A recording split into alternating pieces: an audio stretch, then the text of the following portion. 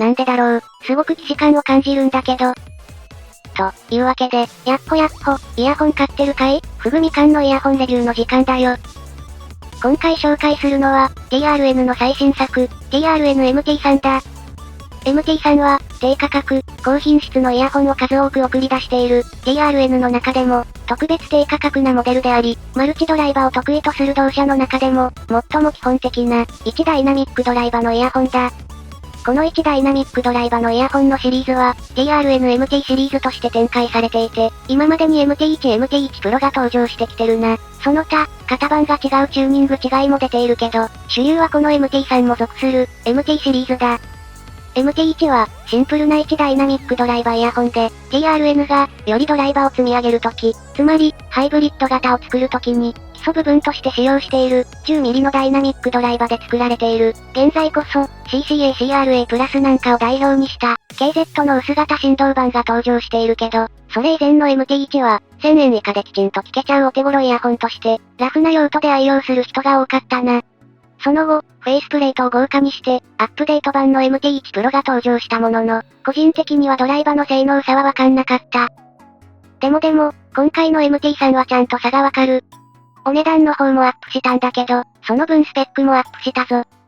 その内訳は、見ての通り、上位機種と同様の全金属製のシェルを採用。なんか5000円くらいで見た気がするんだけど、というか、タングザの市民ラインにめちゃくちゃ似てるわけだけど、でも大丈夫、タングザの方のモールドはハニカムで、MT3 は三角だから、大丈夫なわけがあるか。まあ、タングザが怒ってないから、大丈夫なんだろ、多分。表面の仕上げは、マットな塗装で、そこら辺の質感はちゃんといいんだから、他のデザインが欲しいところだ。でも、このイヤホン、それだけじゃなくて、振動板も特徴的。今回、TRN-MT3 には、この価格帯の低価格機で採用されることが珍しい、チタンコーティングの振動板が採用されている、従来型の MT1 などは複合素材の樹脂振動板だったので、ここで差別化が図れるはずだ。チタンコーティングの振動板は、高音域の金属質な音色の表現が、樹脂振動板に比べると得意。でもって、低音域もはっきりと強く出力できて、それから、ボーカルなんかも自然に鳴らせる振動板、低価格の1ダイナミックドライバーモデルを自然に聴かせるには、最適な感じがするよな。というわけで、外装、付属品、内装、音質の順番に見ていこう。まずは、外装から、某社のあれにものすごく似ているデザインだけど、形状自体はオリジナル、ちょっとノズル周りの盛り上がりが少ないものの、全体的に問題なく装着できる形状だ。本体はマットブラックに塗装されていて、落ち着いていて質感も良い、エッジ部分の塗装荒れなどもなく、良い仕上がりだったぞ。何気にトピックなのが、上位機種でも採用されていない、本体とノズルが一体構造になっている点。現状、3万オーバーの最上位機種、TRN-BAX ですらノズルは分離構造だったはずなので、TRN の金属製シェルでは多分初めて。その分、ちょっとイヤピを保持するための返しの高さが足りてないかもしれないけど、結構大きなトピックだ。付属品はいつもの TRN。ケーブルは銀メッキの注意仕様のものが付属するぞ。それとイヤピが2セット。ただし、従来の TRN のような、軸部分が硬く、それ以外と色が違うイヤピは本体にのみ付属で、それ以外の6ペアはもっと簡易的なものだ。個人的には、TRN の従来イヤピは十分使えたので、そっちが1セットの方が嬉しいな。というわけで、外装、付属品についてはこんな感じ。チタン振動板を使ったドライバーを採用した、内装について見ていこうか。一番重要に感じるトピックは、振動板がチタンコート振動板になっていることなんだけど、それ以外にも、このイヤホンがイレギュラーな点がいくつかある。TRN のイヤホンは、VX 以降、どれも20磁気回路を搭載したドライバーを採用していたんだけど、本機の低音増幅構造は、デュアルキャビティ構造だ。二重構造の背面反響空間を作ることで、低音域をよりリッチに効かせる方法で、この両者は、二重磁気回路構造、つまり従来型は、より強烈に押し出し感のあるサブベースや、低音の強化がされていたものが多かった印象。対して、デュアルキャビティ構造のイヤホンは、振動板自体に働きかけるのではなく、その後の響きに働きかける構造だからなのか、同じように低音域を強化するものの、二重磁気回路構造ほど強烈にならず、全体的に自然にまとまっている機種が多い印象。あくまで今まで聞いてきた傾向なので、どれもがそう、とは言えないけどな。ちなみに、TRN-MT1 は、あんまり二重磁気回路の炎症をゴリゴリ前面に押し出してくるイヤホンではないため、MT1 と MT3 は、どちらも自然な感じで低音が強くなっている。ここの構造変化で大きく好みから外れる、ということはないだろう。というわけで、シンプルな1ダイナミックドライバー、TRN としては珍しい、チタン鋼と振動板と、それから、二重構造を採用したシェルドライバー周りが、TRN-MT3 の特徴となる。従来型とは、完全に設計を一新したと言っていいだろう。それでいて同じ 10mm のダイナミックドライバーなので、基本の方針はそんなに変わらないはず。TRN は近年チューニングも一貫して、高音がきらびやか、低音は適量、ボーカルは改善してきている。という傾向を持っているので、今回の MT さんにも期待できそうだ。で、聞いた感想なんだけど、想像以上に真面目に仕上がってる。正直外装のデザイン見た時には不安感が強かったんだけど、2000円クラスまででちょうどいいチタン振動板のイヤホンが欲しいんですよ、と言われたら、越しに入る仕上がりじゃないかな。高音域はきちんと金属音がきらめく。ただし、重量のある合金製ハウジングのおかげで、あんまりギラギラにならないのがちょうどいい。金属音だけがしっかりとキラキラ引き立ち、それ以外の高音域は残響が大きかないので、全体的には若干暗い雰囲気の中で、高音だけがきらめく傾向が出来上がる。あそこまで顕著ではないけれど、愛好の OH10 なんかを意識させられる音色だな。多分、他メーカーが作ったらもうちょっと暗い音になったんだろうけど、TRN っぽい、高音のキラキラした印象と、他の音域のしっかり重みがある感じがうまく合わさってるぞ。中音域もしっかりできる。ボーカルは女性から男性まで、重いもの、軽いもの、どちらもしっかりと鳴らせる。高音低音とのバランスで考えても引っ込んでいないので、しっかりとボーカルを聞き取れるバランスだ。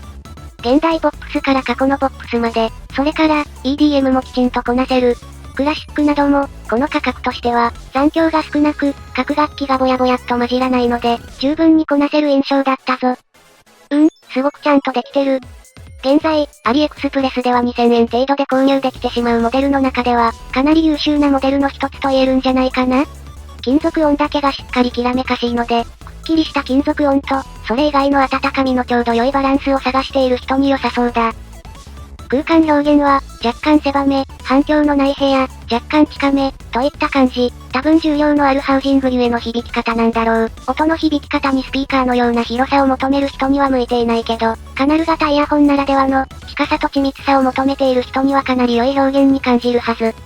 また、この価格帯でこの傾向を持ちつつ、高音域がしっかりキラキラなるイヤホンって、なかなかないと思うので、2000円から5000円台くらいのイヤホンを探す際に、チタン振動板、製品がしっかりしている重めのハウジング、そして、音質を求めるなら、好みによってトップに躍り出る一台だと感じたな。チタン振動板と重い外装、という組み合わせがなかなか他にないので、それらとはまた別の音色を楽しめる。チタン振動板採用の上位機種の片鱗を見ることもできると思うけど、完全に上位機種と同じものではない点には注意が必要だ。というか、上位機種と比べるんじゃなくて、これはこれでしっかり完成している印象。最近はこの手の出来のいい低価格モデルが増えてきたけど、重い金属製、そしてチタンコーティングを組み合わせたこの価格帯のモデルはなかったはずなので、低価格ダイナミックドライバーコレクターにもおすすめしたいな。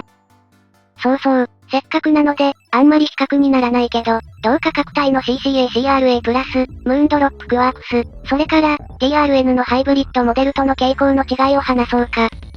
まず、CRA プラスと比較すると、あっちの方が全体に軽快で、それでいてサブベースが重い、元気、明瞭、強烈、そんな音が聞きたい場合は、CRA プラスの方が優秀だけど、ある程度重みのある中音域や、しっとりした曲調に合った雰囲気では、MT さんが勝るな。また、MT さんも元気な曲ができないわけではないので、あとは詳細なニュアンスの好みとかになってくるだろう。クワークスは全体に優しいものの、小径なので、サブベースの表現力、低音域の臨場感などでは、MT さんが圧倒的。別にこれは音量がでかい、というわけではなくて、低音域の振動感にも似たような、体感の違いだな。クワークスに比べて金属音もよく通るので、聞き込むと楽しめるのは、MT さんのはず。クワークスの方は、視点をひっくり返すと、その良さがわかる。高音域がせんすぎず、低音域が限定されている。つまり、めちゃくちゃ聞きやすい。重量のあるハウジングの MT さんは、長時間使用で違和感が出やすいので、クワークスは小さくて装着感も良く、軽量で、音色も長時間ながら使用などに向いた一台だ。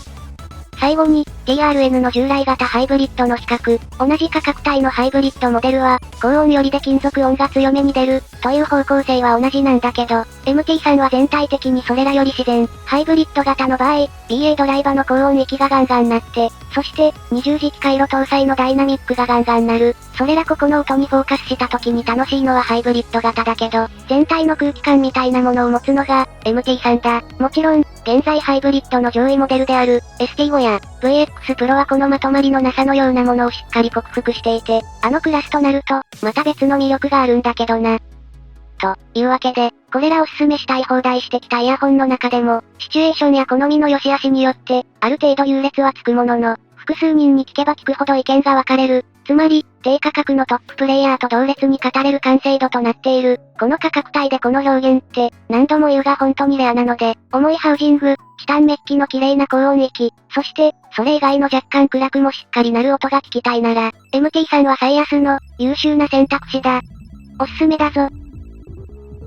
と、こんなところだな。DRN の1ダイナミックドライバーは、MT1 以降評判が良かったけど、MT さんは、それらよりパーツを一段上げた分、さらに一段階上がった印象を受けるイヤホンだった。若干の暖色、暗色、でも高音キラキラ、そんなイヤホンとして完成度の高い MT さん、ちょうど現在は11月11日セールだし、検討してみてはいかがかなといったところで今回はここまで。